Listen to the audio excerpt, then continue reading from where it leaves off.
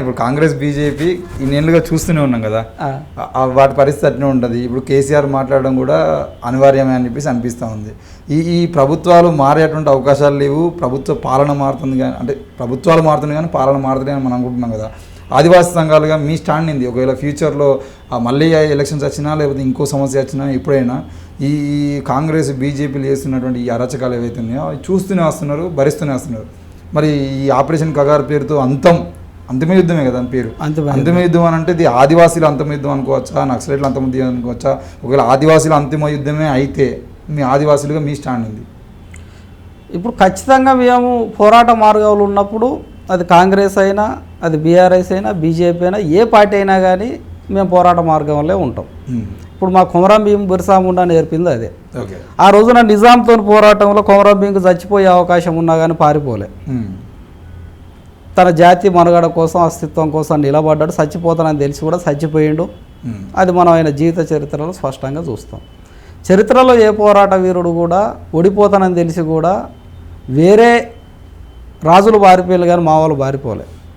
చచ్చిపోయిన అంతే, చచ్చిపోయి ఒక సంకేతం ఇచ్చిండ్రు, నేను చచ్చిపోయినా కానీ నా జాతి మనగడకు ఇంకొకటి పుట్టక రావాలని. కాబట్టి అదే పంతాన్ని అనుసరిస్తాం. ఇవాళ ప్రజాస్వామ్యంలో ఈ పార్టీ వస్తుందా, ఆ పార్టీ వస్తుందా అనేది తర్వాత.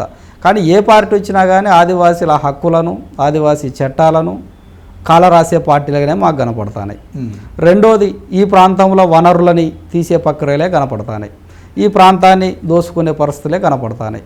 కాబట్టి సంఘాలుగా మేము భారత రాజ్యాంగ హక్కులను, జాతిని చైతన్యం చేస్తూ అక్కడ ఏం కావాలి, ఆదివాసులకి ఏ పరిస్థితులు కావాలి, ఎట్లా మన ప్రాంతాన్ని ప్రొటెక్షన్ చేసుకోవాలని మా ప్రజల్ని చైతన్యం చేసి ఉన్న పరిధిలో మేము మా జాతిని రక్షించుకునే విధంగానైతే ఉద్యమ నిర్మాణాలు, మా ప్రణాళికలు, మా ప్రజల్ని చైతన్యం చేసే పరిస్థితులు అయితే నిత్యం కొనసాగుతూనే ఉంటాయి.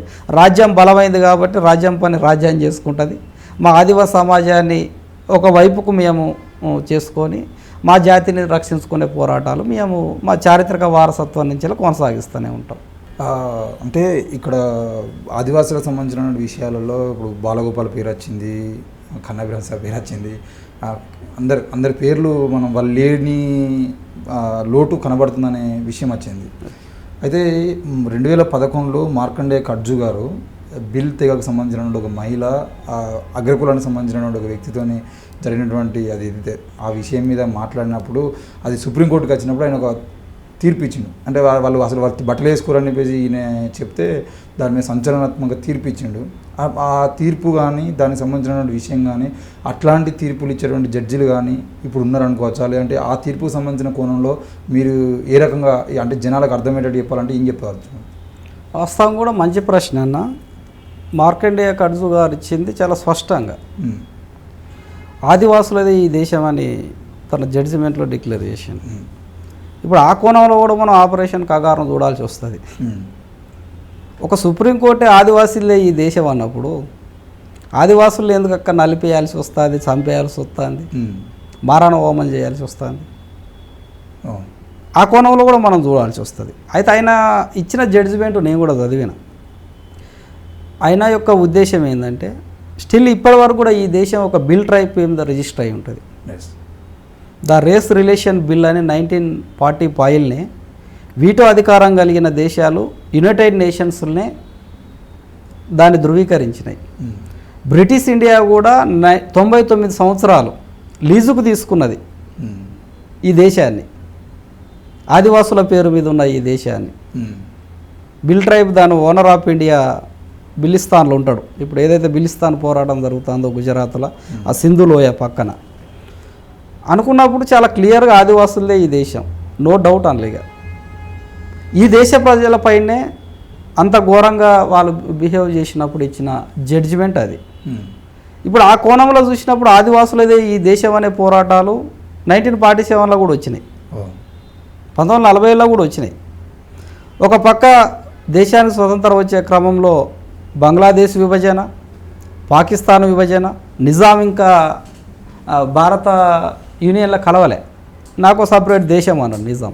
అప్పుడు ఆదివాసులదే ఈ దేశం అనేది ఇప్పుడు జార్ఖండ్ నుంచి వెళ్ళి ఛత్తీస్గఢ్, ఇప్పుడు జరిగే బస్తర్ నుంచి వెళ్ళి అప్పుడే వచ్చింది పోరాటం.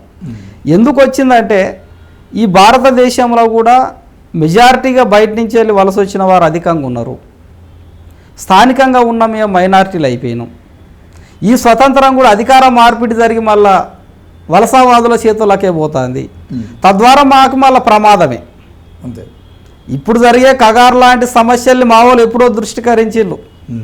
డాక్టర్ బిఆర్ అంబేద్కర్ గారితో పాటు రామదయాల ముండా, జైపాల్ సింగ్ ముండాలు కూడా ఆక్స్ఫర్డ్లో చదివిన అప్పటికే.